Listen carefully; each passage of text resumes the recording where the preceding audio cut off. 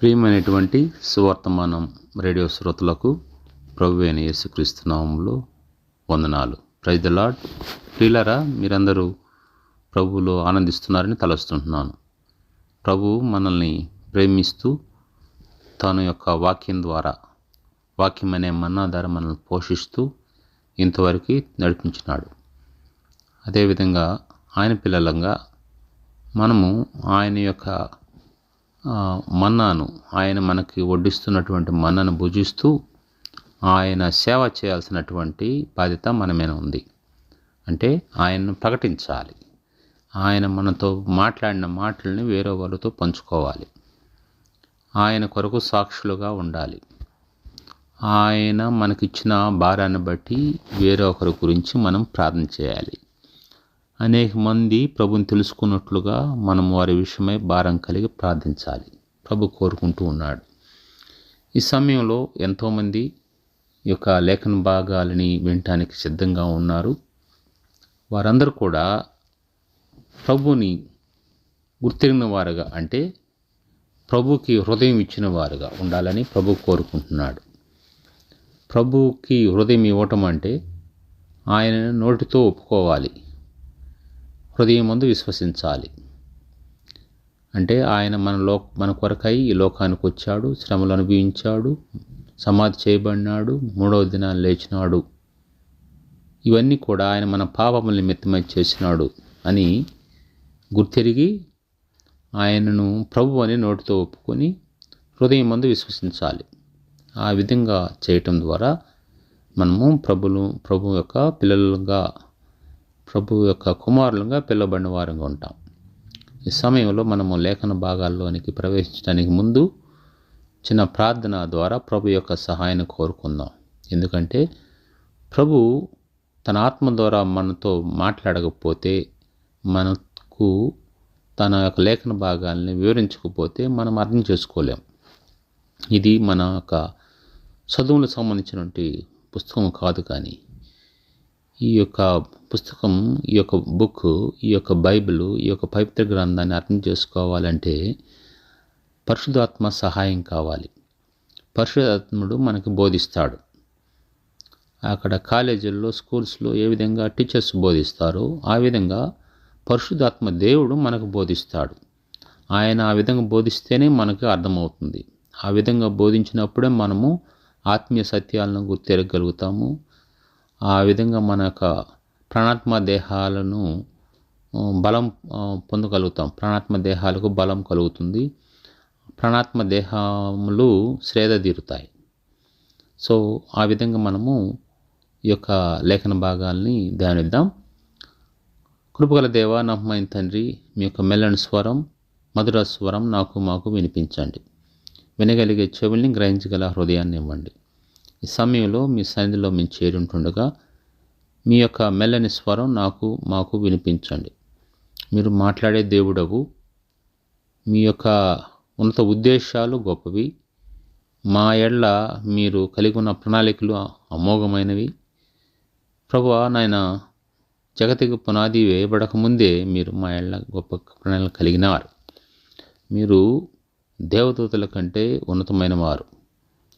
ప్రభువా, ఈ నరుణ్ణి దేవదూతల కంటే కొంచెం తక్కువ వాణిగా చేసినావు. ఈ యొక్క నరునిలో ఏ గొప్పతనం లేదు. ఈ నరుని జ్ఞాపం చేసుకోవటానికి యోగ్యత లేదు. ప్రభువా, మీరు మీ యొక్క కృపతో జ్ఞాపం చేసుకొని మమ్మల్ని పోషిస్తున్న విధానం బట్టి వందనాలు. ఈ సమయంలో మేము దుప్పి నీటి వాగుల కొరకు ఆశపడినట్లు మేము ఆశపడుతూ మీ స్వరం వినాలని ఆశపడుతుంటుండగా, మీ స్వరం వినాలని మీ యొక్క పాద సన్నిధిలోకి చేరింటుండగా మాతో మీరు మాట్లాడాలని యేసు జయం కలిగిన నామంలో ప్రార్థించి వేడుకుంటున్నాం తండ్రి. ఆమేన్.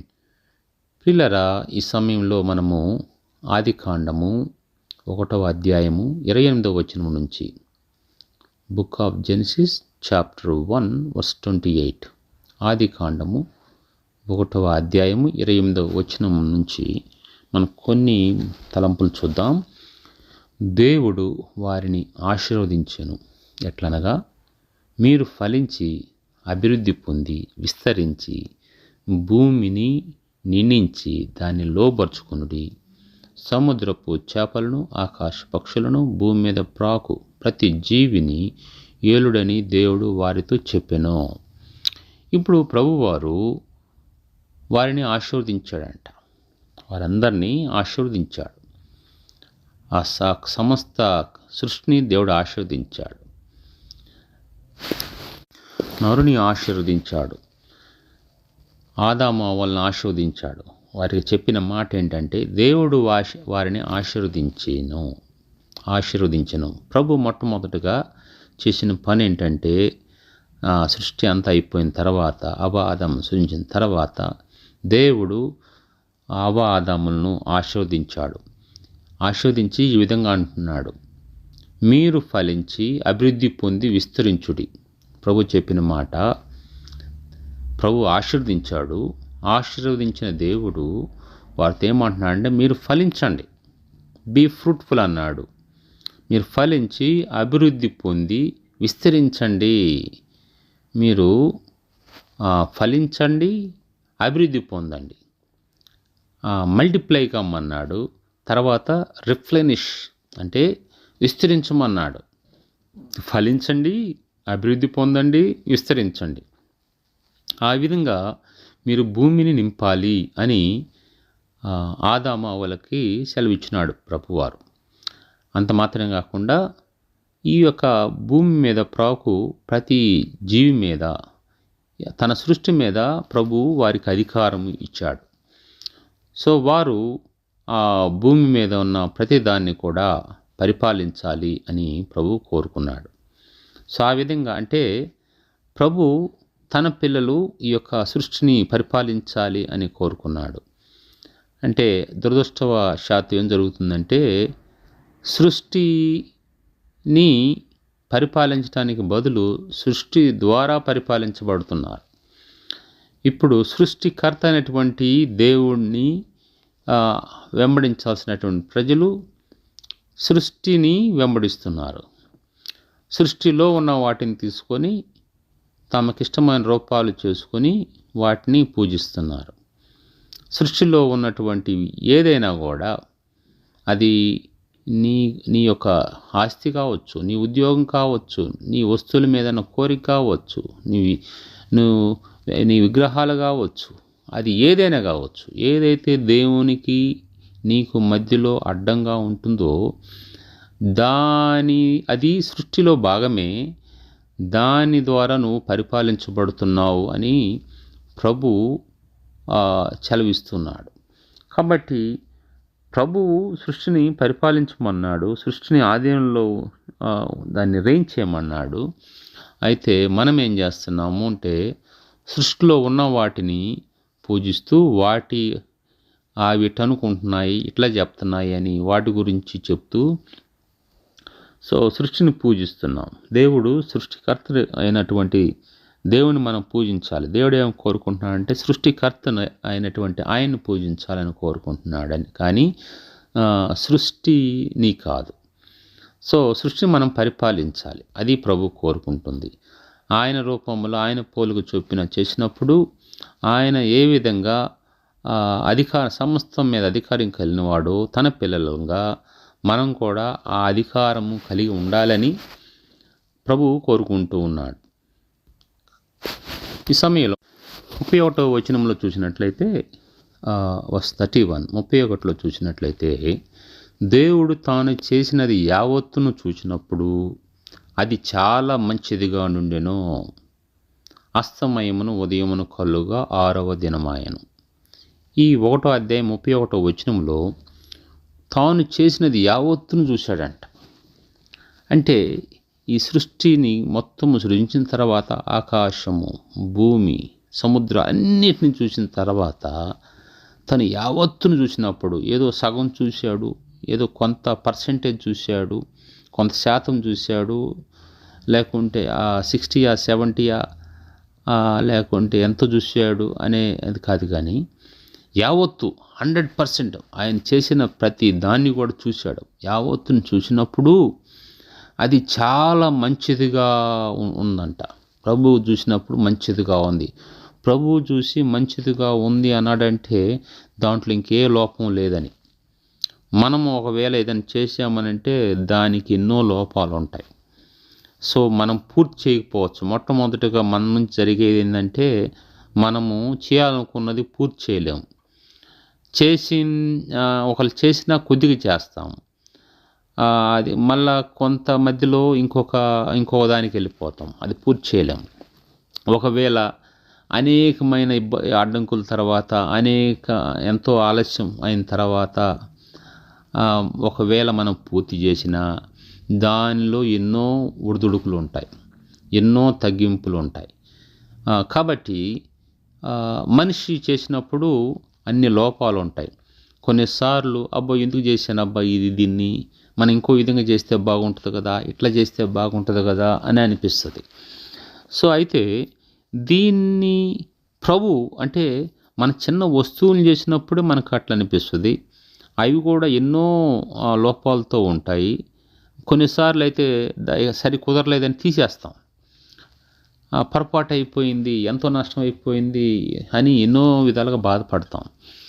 సో మనం చేయాలనుకున్నప్పుడు అయితే ప్రభు ఇంత పెద్ద ప్రాజెక్ట్ని యొక్క సృష్టి అంతటిని తయారు చేయటం అనేది అది బిగ్గెస్ట్ ప్రాజెక్ట్. ఆ ప్రపంచంలో ఎక్కడ కూడా అంత పెద్ద ప్రాజెక్ట్ లేదు. మొత్తం అంటే ప్రభు అంత పెద్ద ఈ యొక్క ప్రాజెక్ట్ని హ్యాండిల్ చేసిన తర్వాత మొత్తం సృష్టించిన తర్వాత ఆయన ఏమంటున్నాడంటే యావత్తును చూసినప్పుడు అది చాలా మంచిదిగా ఉందన్నాడు. చాలా మంచిదిగా, ఎక్కడ కూడా లోపం లేదు అని ప్రభు ఒక సమ్మరీ అనేది ఇచ్చేసాడనమాట. సో అన్నీ మంచిగా చేసినప్పుడు మనం ఒకటి గ్రహించాలి, అంతా మంచిగా ఉంది అంటే అక్కడ ఏ మాత్రం కూడా కొన్ని ఒక బౌండరీ ఉంది. అంటే సరిహద్దు అంతా ఒకటే ఉంది, దానిలో ఎటువంటి భాగాలు లేవు. సో అయితే ఆ విధంగా ఉన్నటువంటి ఆ ఏదైనా వనం, మనం ఇప్పుడు ఏదైనా వనం గురించి మాట్లాడుతూ ఉన్నాం. ఏదైనా వనంలో ఒక బౌండరీ తప్ప, అంటే ఆ సరిహద్దు తప్ప లోపలంతా కూడా ఎటువంటి పార్టీషన్స్ లేకుండా, ఎటువంటి గ్రూపులు లేకుండా ఉన్నటువంటి పరిస్థితి అన్నమాట. అయితే ఇక్కడ ఒక భయంకరమైనటువంటి పరిస్థితి చోటు చేసుకుంది. ఆదికాండం 3వ అధ్యాయం 1వ వచనం నుంచి చూస్తే, book of Genesis chapter 3 verse 1 onwards. దేవుడైన యెహోవా చేసిన సమస్త భూజంతువులలో సర్పము యుక్తి గలదై ఉండెను. అది ఆ స్త్రీతో, ఇది నిజమా? ఆ తోట చెట్లలో దేని ఫలములనైనా మీరు తినకూడదని దేవుడు చెప్పినా అని అడిగాను. ప్రభువారు చెప్పినటువంటి మాట ఏంటంటే, మీరు ఆ తోటలో పండ్లని తినొచ్చు కానీ ఒక పండ్లు ముట్టకూడదు, ఒక జీవవృక్ష ఫలాన్ని మీరు తాగకూడదు అని దేవుడు చెప్పాడు. అది చెప్పి ఆయన ఏమన్నాడంటే, మీరు అది తిను దినమున చనిపోతారు అని చెప్పాడు. మీరు అది తిను దినమున చనిపోతారు అని చెప్పినప్పుడు అదే సమయంలో సైతాన్ వచ్చి ఇంకొక మెసేజ్ చెప్తుంది. దేవుడు ఒక మెసేజ్ ఇచ్చాడు. మీరు ఆ 3వ అధ్యాయం చదవండి, 2వ అధ్యాయంలో కూడా చదవండి, చాలా విషయాలు తెలుస్తాయి. మనకు సమయము తక్కువగా ఉంది కాబట్టి నేను కొన్ని విషయాలు అక్కడ వచనాలు చూపించుకొని చెప్తున్నాను. ప్రభు సమస్తం సృజించి దాని మీద అధికారం ఇచ్చి ఈ యొక్క ఏదైనా వనంలో ఆదాముల నుంచి అక్కడ అన్ని పళ్ళు తినొచ్చు అని చెప్పాడు. అన్నిటిని మీరు ఎంజాయ్ చేయండి, కానీ జీవవృక్ష ఫలం అని మీరు తాకకూడదు, అది తినొద్దు, అది తిను దినమున మీరు చనిపోతారు అని దేవుడు చెప్తే, ఆయన మెసేజ్ ముగించిన తర్వాత సాతాను సర్పరూపంలో వీరి దగ్గరికి వచ్చి, అవ్వ దగ్గరికి వచ్చి తను మాట్లాడినట్టుగా మనం చూస్తాం.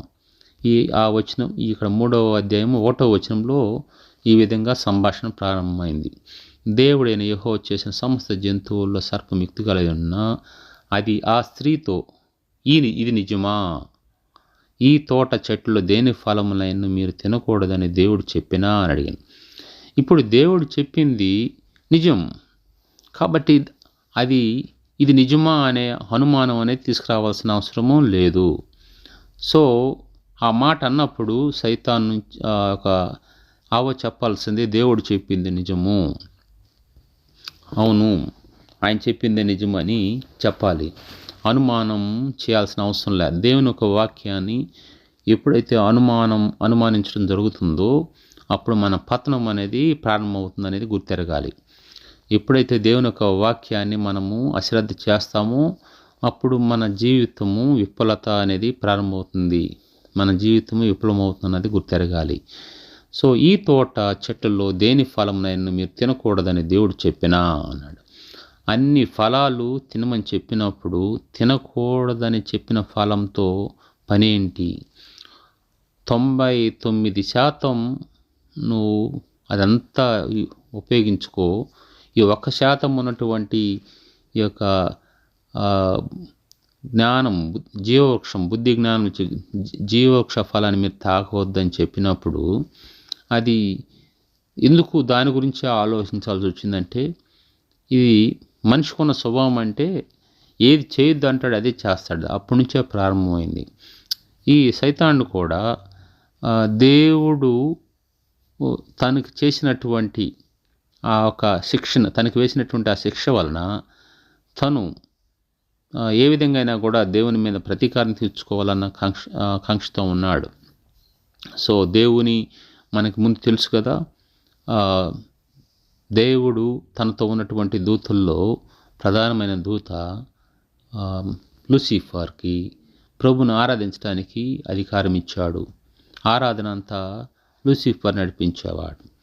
అయితే తను ప్రభు కంటే ఎక్కువవాడుగా హెచ్చించుకోవాలని తను ఆలోచిస్తున్నప్పుడు దేవుడు ఆలోచన ఎరిగినవాడుగా ఆ లూసిఫర్ని అక్కడ నుంచి తనతో పాటు ఉన్నటువంటి వారిని ఎవరైతే ఆ తిరుగుబాటులో పాలు పొందాలనుకున్నారో వారందరిని కూడా భూమి మీద పడవేయటం, అంటే అప్పుడు భూమి లేదు, అందువలన అగాధములో పడవేయటం అనేది జరిగిందన్నమాట. ఇక్కడ విషయం ఏంటంటే ఆ సైతాను అప్పటి నుంచి సమయం కోసం ఎదురు చూస్తున్నాడు. అతని స్థలంలో సృజించబడినటువంటి యొక్క ఆదాములను మోసగించాలనే ఆతృతతో ఉన్నాడు. ఆ క్రమంలోనే ఈ విధంగా ప్రశ్నిస్తూ ఉన్నాడు. వీరికి ఆ విషయం తెలియదు. సో వీరు దేవుడు చెప్పిన మాట కంటే ముందు చెప్పిన మాట కంటే తర్వాత వచ్చిన మాట గొప్పది అనుకున్నారు. దేవుడు చెప్పిన మాట కంటే దెయ్యం చెప్పిన మాట గొప్పది అనుకున్నారు. సో దేవుడు చెప్పిన మాట నమ్మటానికి బదులు దెయ్యం చెప్పిన మాట నమ్మారు. 2వ వచనంలో అంటున్నాడు, అందుకు స్త్రీ ఈ తోట చెట్ల ఫలములు మేము తినవచ్చును. వెరీ గుడ్, అంతవరకు బాగానే చెప్పింది. తర్వాత చూస్తే 3వ వచనంలో అయితే తోట మధ్య ఉన్న చెట్టు ఫలములను గూర్చి మీ దేవుడు మీరు చావుకున్నట్లు వాటిని తినకూడదని వాటిని ముట్టకూడదని చెప్పిన ఆయన సర్పంతో అంటే ఇప్పుడు దేవుడు ఏం చెప్పాడు? తినకూడదు అన్నాడు, ముట్టకూడదని చెప్పాడు. ఒకవేళ అంటే తినటము అంటే ముట్టటము తినటము జరిగితే చనిపోతారని చెప్పాడు. దేవుడు మీరు చావకున్నట్లు అంటే వాటిని తినకూడదు, వాటిని ముట్టకూడదు. ముట్టితే ఏమవుతుంది? తర్వాత దాని యొక్క స్పర్శలో, దాని యొక్క తాకిడిలో తినాలనే ఒక కోరిక వస్తుందన్నమాట. అంటే యాక్షన్ ఫాలోస్ టెంప్టేషన్. సో మనకి ఆ ఒక శోధన అనేది వస్తుంది అనమాట. వచ్చిందంటే తర్వాత మనం చేయాలనిపిస్తుంది. ఇప్పుడు తాకినప్పుడు ఆ యొక్క స్పర్శించిన తర్వాత దాని యొక్క టెంప్టేషన్కి లోనైపోయి తర్వాత తినేయాలనిపిస్తుంది అనమాట.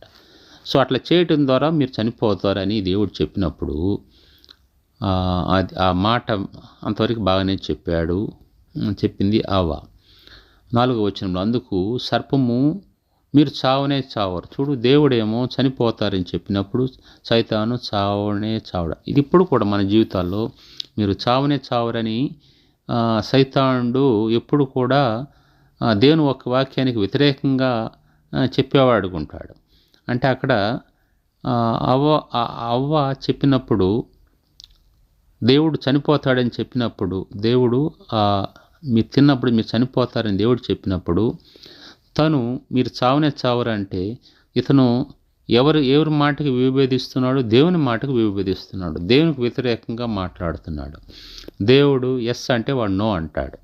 కాబట్టి ఈ సత్యాన్ని అర్థం చేసుకోవటంలో అవ్వ విఫలమైపోయింది. తర్వాత మనం చూస్తే ఈ నేటి దినాల్లో కూడా చాలామంది ఏమి తెలియకపోయినా తెలిసినట్టుగా దేవుని వాక్యం ఒకటి ఉంటే దాన్ని అది కాదు ఇట్లా అంటారు. ఇంకోసారి దేవుని మాట ఒకటి మాట చెప్తే ఒకటి చేయమంటే అది చేయను, ఇంకోటి చేస్తాను అంటారు.